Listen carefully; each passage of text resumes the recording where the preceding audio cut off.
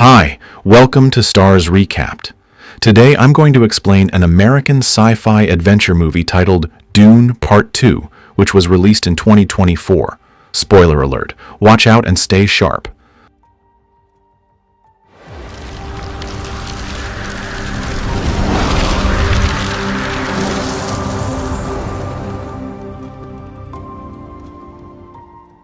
The story of the film begins with the voice of the Empire's daughter, Irulan. She says, "And neither have I. His silence is unbearable to me." He considered Duke Atreides his son. "But my father is addicted to power, and this isn't the first time the Harkonnens have committed despicable acts against my father. Many secrets are buried in the darkness of Arrakis, but the most terrifying of these is the end of the Atreides dynasty. And here we learn that Shaddam Carino himself was actually behind the killing of the Atreides. He just carried it out. The fear was that the Atreides would become so powerful that they could usurp the throne. Everyone believed that the Atreides dynasty had ended. However, with Duncan Idaho's help, Lady Jessica and her son, Paul Atreides, escaped the attack and are sheltered by the Fremen. The Fremen had a prophecy that one day their Messiah would come from another world, whom they call Lisan al-Gaib, and that Messiah will bring the Fremen people back to Arrakis, make Arrakis a green, paradise-like place, and send back all the people who came to Arrakis from the outside world. This prophecy had been told among them for many centuries, but to this day the Messiah had not come. Now, the treaty was attacked, and Paul survived. Some among the Fremen began to believe that perhaps signs were appearing about the coming of the Messiah, the Lisan al-Gaib. The most trusted among them was Stilgar, a prominent Fremen who was also a leader of some of the warriors. It had been a while since Jessica and Paul had been here with the Fremen. Paul also had some powers, the power to see the future. He had predicted long ago that one day he would fight for the people of Arrakis and lead them. Lady Jessica was actually one of the Bene Gesserit. Some people also considered them witches. They had special powers, and Jessica had taught them to Paul as well. We now see that Paul and Jessica are with the Fremen. Harkonnen had subdued Arrakis, but he repeatedly sent troops north to wipe out the rebellious Fremen, because these Fremen always attacked their big machines, the machines that assemble the spice. We are shown a scene of an attack where Harkonnen soldiers come searching for and killing the surrounding Fremen. Stilgar and his soldiers, along with Paul and Jessica, are present. The attack is foiled as the Fremen are the fastest in the Arrakis desert. A soldier also attacks Paul, but Paul kills him. When another soldier is about to shoot at Paul from a distance, Jessica sees it in advance. So, she crushes the soldier's head with a stone. These days, Lady Jessica is also pregnant. They already know if it's a boy or a girl, so Jessica knew it was a girl. For this reason, Paul was also worried about his sister all the time. After killing Harkonnen's soldiers, the Fremen would drain the water from their bodies using a small machine. Stilgar says that their body water is highly toxic, but it is useful in cooling systems.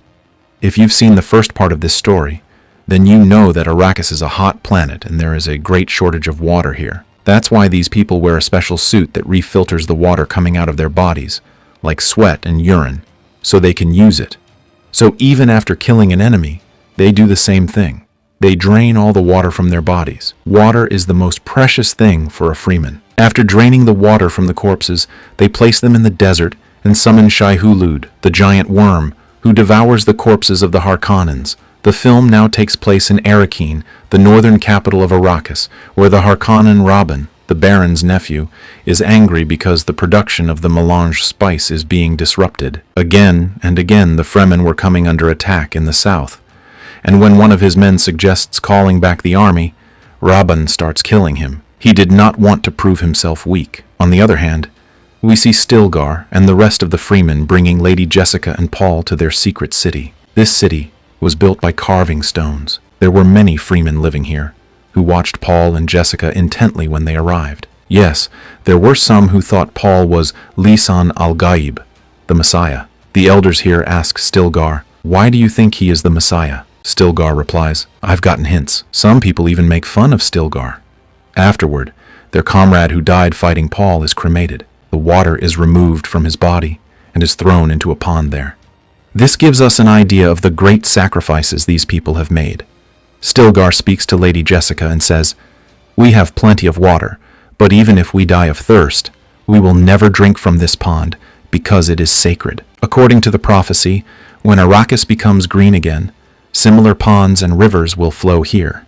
And since you are a Bene Gesserit, you will be able to understand what I say better. According to the prophecy, Lisan al-Gaib's mother would be a venerable master mother. And since our current spiritual mother is dying, you will have to take her place. Hearing this, Jessica asks, "What if I refuse? Then your existence has no meaning." Stilgar says, "We will also drain the water from your body into this pond." Now, Lady Jessica had to choose between death or becoming a spiritual mother. Surely she could not have chosen death.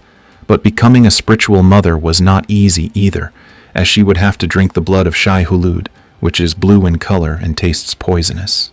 Either she will die or she will be reborn. This ritual is also completed the next day. After the blood transfusion, the women discover that Jessica is pregnant, but by then it is too late. Jessica tolerates that poison. However, some people, such as Chani, did not believe in these religious things. She gets angry at Stilgar and says, "You are superstitious and will kill these people." But Jessica goes through the pain and regains consciousness. Paul asks her, "How is the little one?" Meaning his sister. Jessica says, "She was scared for a while, but she's okay now. She talks to me. And when I drank that poison, the veil was removed from my eyes. Now I know the truth. You should drink that too, Paul. Then you will understand everything." But till date, no man has survived after drinking that poison. Only women have survived. Paul began to notice a change in his mother, since he sought to learn the ways of the Fremen and was also considered a messiah. He was often given challenging tasks, in order to gain an understanding of the desert as its inhabitants did. If you walk in the desert here, you have to walk at a certain rhythm, so that the giant insects, which the Fremen call Shai-Hulud, do not come out. As love begins to grow between Chani and Paul, she teaches Paul many things. Lady Jessica spent most of her time talking to her unborn daughter. The unborn child warns her that if they are to survive, they must convince everyone that Paul is the Messiah, and those who don't believe this prophecy will have to start with them. A few months later, when spice-gathering machines were sent to the area, the Fremen, including Paul, attacked and destroyed the machines. This attack was quite successful. It was celebrated at night. That night, Stilgar gives Paul a war name, Principal. Then he asks Paul that you will also have to keep your secret name. Paul chooses the name Muad'Dib. In fact, Muad'Dib is the name given to a rat found on Arrakis that creates its own water and finds its own way. Paul now became known on Arrakis as Muad'Dib. The giant insects, considered extremely dangerous by outsiders, were not so to the Fremen. The Fremen knew how to tame them. They even rode them. These insects have a special place in their body from where they are controlled. This was the Fremen's real ride. One day, Stilgar was riding Shai-Hulud. Paul was sitting on a hill in the distance watching him. Then Chani comes and sits beside him. Paul asks, "Will Stilgar teach me how to ride these?" Chani laughs and replies, "Probably not." Paul tells her about his planet. "There are big oceans there." Chani could not believe it because she had never seen the sea. In fact, she had never even seen rain, because it does not rain on Arrakis. Paul says, "Now I'm going to be a Fremen too, aren't I?" Chani replies, "Not just by name, but by blood. You were born among kings and noble families, but here on Arrakis, we are all one. Whatever we do it for everyone. Men and women are equal." Then Paul says, "I want you and I to become one as well." Chani says, "Maybe you can be the vomit means husband." Paul, "I can help." Well, love was increasing between the two. In the coming days, Paul and the Fremen destroy several harvester machines. On the other hand, Baron Harkonnen was fuming with anger because the spice harvest had still not been completed. He gives Rabban one final warning. If the spice harvest isn't complete, the Empire's grip on us will tighten. You were given all orders. Then Paul again has a dream in which he sees the death of millions of people dying of hunger. His dreams often come true, so now he started fearing that all this might come true because of him. He had not yet told his mother about this dream. She now spent most of her time in a temple, as she had become the leader of the Bene Gesserit.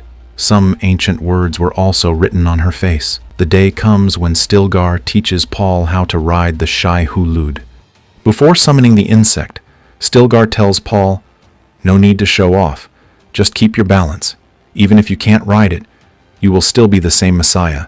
You have proven a lot." That day, Paul rides the largest insect, something no one has ever done, not even a Fremen. Well, he faced some difficulties, but he was successful. When this became known to all the Fremen, they took this as a sign. Lady Jessica was the happiest of all, as she wanted to spread the word throughout Arrakis that Paul was the Messiah. Anyway, everyone knew him as Muad'Dib. Now, everyone in the north believed in Paul as the Messiah. Lady Jessica, who speaks to her unborn child, says, "Our work in the north is done. Now we go south.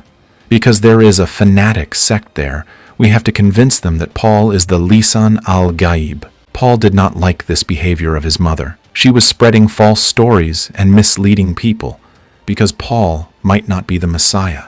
And whatever has happened till now, it could all be a coincidence. Some Fremen head south for Lady Jessica, but Paul does not, because according to his dream, if he goes, millions of people will be killed. Some days later, with the Fremen attacks showing no signs of stopping, and the Messiah-like Muad'Dib making Harkonnens' life difficult, Rabban goes out with some of his soldiers to attack a hill in anger. But Paul and Stilgar had already set a trap there, in which Rabban and his men get badly trapped.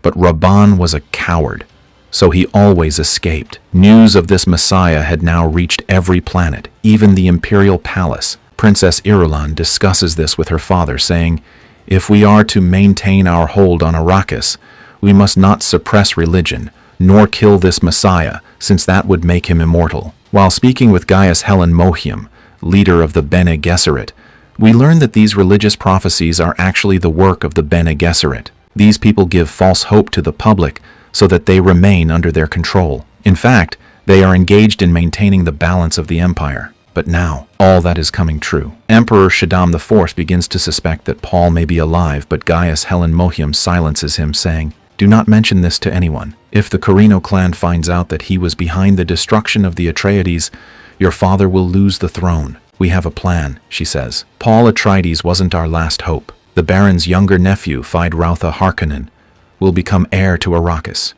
He may be the last link. Hearing this, Irulan asks, "Feyd-Rautha? That crazy freak?" To this, Helen replies, "It doesn't matter. All that matters is whether we can overcome it or not." Knowing all this, it seems that the Bene Gesserit are the ones controlling the Empire, and everyone else is just their pawn. We are now introduced to Feyd-Rautha, Rabban Harkonnen's younger brother, a savage beast and eater of human flesh. Today, on his birthday, a death game is held in which he fights the surviving Atreides fighters who have been taken prisoner.